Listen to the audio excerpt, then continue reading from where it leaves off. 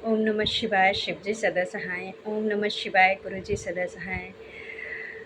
जय गुरु जी की, शुक्राना गुरु जी। जय गुरु जी। गुरु जी की ब्लेसिंग कैसे मिलती है छोटी छोटी चीज़ों में, ये मैंने अनुभव किया। और पहला मेरा अनुभव था जब मैं हॉस्पिटल में थी, सिस्टर को लेकर के हॉस्पिटल गई हुई थी। उसकी कुछ रिपोर्ट्स आनी थी और मैं सोच रही थी कि पता नहीं कि अब रिपोर्ट्स कैसी आएंगी और क्या होगा। और बस मन में गुरुजी का नाम ले रही थी बार बार कि वो कैसे जो है वो ठीक है गुरुजी, इसे ठीक करिए। अब और कुछ इसकी रिपोर्टें नहीं आए, जो भी आए सब निगेटिव आए। और बस कृपा करिए क्योंकि हम लोग बहुत अकेले हैं, हमें नहीं पता कि हम मतलब वो टाइम मेरे लिए कितना कितना दर्दनाक होता है जब हम बार बार हॉस्पिटल के चक्कर लगाते हैं। और मैं तो 3 साल से यही कर रही हूँ। तो मैंने गुरुजी से बस यही प्रार्थना कर रही थी, गुरुजी बस अब इसकी रिपोर्ट ही निगेटिव आनी चाहिए। और 2 दिन बाद जब उसकी रिपोर्ट आई तो गुरुजी की कृपा हुई कि उसकी नॉर्मल रिपोर्ट आई, क्योंकि डॉक्टर ने हमें पहले इतना डरा दिया था कि पता नहीं ये चेकअप होगा, फिर इंदुजा जाएगा, फिर ये होगा, फिर उसके बाद रिपोर्टें आएंगी। तो ये कई बार इतने सालों से हो रहा था वही वही चीज़ें। लेकिन उस दिन जब निगेटिव रिपोर्ट आई तो मुझे लगा कि गुरुजी की कृपा है, उनकी ही कृपा थी कि रिपोर्ट निगेटिव आई। बिल्कुल ठीक नहीं हुई, उसकी दवाइयाँ चल रही हैं। मैं चाहती हूँ वहाँ से अभी जल प्रसाद भी लेकर आए और उसे जल प्रसाद पिलाती हूँ। और देखती हूँ काफ़ी परिवर्तन हुआ, धीरे धीरे ठीक हो रही है। बस गुरु पा जाने उसे कैसे ठीक करना है। और उन्हीं को सुमिरती हूँ, उन्हीं से प्रे करती हूँ, प्रार्थना करती हूँ कि गुरु पा इसके जो भी कष्ट हैं, जो भी संकट हैं, उन्हें दूर करिए। आप सब जानते हैं, आप जानते हैं कि हम लोग बहुत अकेले हैं और हमारे पास कोई भी नहीं है। हम कैसे रात को हॉस्पिटल भागते हैं, कैसे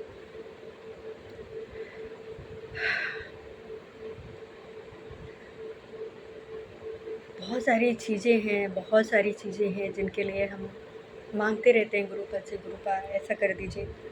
पर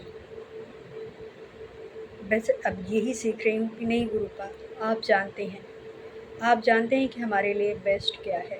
और जो हमारे लिए बेस्ट है आप वही देंगे, आप वही करेंगे और आप वही करिए। पर ये जो हमारे कष्ट हैं, हमारे जो दुख हैं, हमने जो भी कर्मा किए हैं, उस कर्मा से हम कैसे निकले और एक पीसफुल लाइफ जिए। और मेरे गुरु जी की कृपा मैं देख रही हूँ कि वो धीरे धीरे चीज़ें बदल रही हैं। मेरी सिस्टर के स्वभाव में बहुत सा बदलाव आ रहा है। बहुत नेगेटिव हो गए थे, वो धीरे धीरे पॉजिटिव फील हो रहे करती है। और मेरे साथ भी मैं उसे लेकर बहुत परेशान होती थी, यहाँ वहाँ जाना और हॉस्पिटल, डॉक्टर, यूँ ना कि हम कितने परेशान हो जाते हैं, पैनिक फील करते हैं जब हमें ये सब करना पड़ता है बार बार। तो और गुरुजी का मतलब सडनली जब मैं गुरुजी से मिली तो मुझे नहीं पता था कि मैं तो ऐसे मिलने जा रही थी कि मेरी फ्रेंड ने कहा कि चलो आश्रम जाना है गुरुजी से मिलने। तो आश्रम जाना है गुरुजी से, मैं तैयार हो गई क्योंकि हाँ गुरुजी तो मैं जाती हूँ, मुझे ये था कि हाँ गुरुजी। और मैं गई, इतनी दूर है आर्य कॉलोनी में, वहाँ गई। और जब मैं वहाँ गई तो तब मुझे सब कुछ पता चला गुरुजी के बारे में। और उसके बाद मैं गुरुजी को फॉलो करने लगी, फॉलो करती हूँ। और जो चीज़ें हैं बस उन्हें सौंप दिया।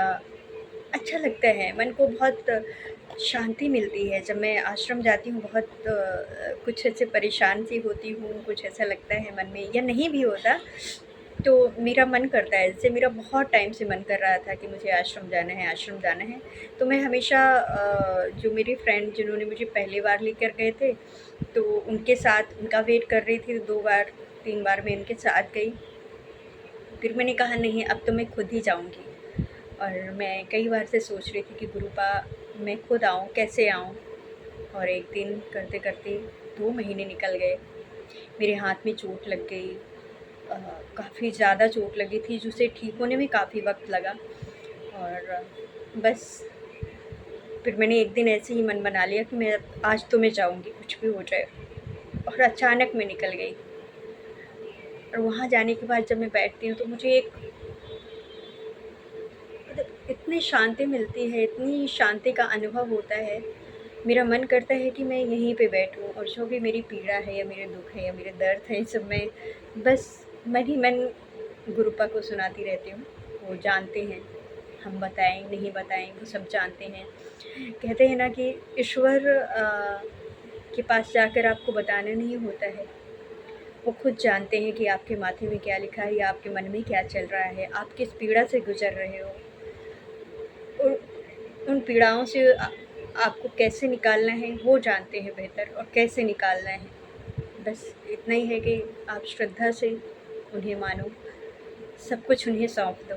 हे मेरे गुरुपा, माफ़ करिए मुझे, माफ़ करिए। और बस जो कुछ भी है आप सब जानते हैं। अगर कुछ भी मैं मेरी शब्द अगर कुछ इधर-उधर कुछ ऐसे हो रहे हैं, मैं कुछ भी मैंने कुछ गलती की तो मुझे माफ़ करिए। सब चीज़ों के लिए मुझे माफ़ करिए, जो मैं जाने-अनजाने में करती हूँ, अपनी वाणी से, अपने विचारों से, अपने कर्मा से। तो हाँ, जब से मैंने स्पिरिचुअलिटी की तरफ गई, लाइक कि चीज़ों को जाना समझा, तो मुझे लगा कि हाँ, हर चीज़ों को जब हम ये कहते रहते हैं नेगेटिव कि ऐसा क्यों हो रहा है, हमारे साथ ही ऐसा क्यों होता है, तो मतलब है कोई रीज़न है क्यों हो रहा है, क्योंकि हमारे पास्ट कर्मा है। हमने जो कर्मा किए हैं वो कर्मा तो हमें अपने बर्थ बाय भुगतना है। भले हम इस बर्थ में बहुत अच्छे हैं, बहुत अच्छा कर रहे हैं, किसी का दिल नहीं दुखा रहे हैं, किसी के साथ बुरा नहीं कर रहे हैं, ऐसे कोई ऐसे बुरे काम नहीं कर रहे हैं जो जिसके लिए कहा जाता है कि ऐसा मत करो, ये मत करो। फिर भी हमें कष्ट, फिर भी हम दुखी हैं, क्यों? तो वो हमारे पास्ट कर्मा ही हैं। और वो पास्ट कर्मा हमारे कैसे कटें? तो गुरु के शरण में जाने के बाद ही वो पास्ट कर्मा हमारे कट सकते हैं, और वही काट सकते हैं। उन्हें पता है कि हमारे उन बुरे कर्मों से कैसे बचा करके और हमें अच्छी और सच्ची राह पर ले जाना है, जो हमारे लिए अच्छा है।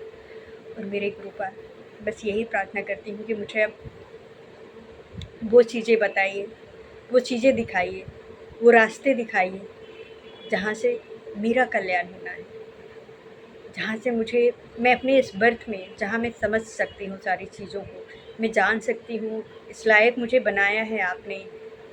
आपने इतनी बुद्धि दिया है कि मैं समझ सकूँ कि हाँ, क्या सच है और क्या बुरा है, तो उस बुराइयों से बचाइए। कुछ भी ऐसा ना होने पाए जो जो चीज़ें बुरी हों और मैं करूँ, तो उन बुरे कर्मों से मुझे बचाइए।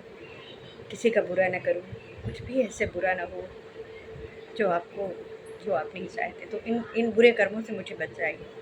आपकी कृपा, आपकी ब्लेसिंग ऐसी रहे हम सब पर।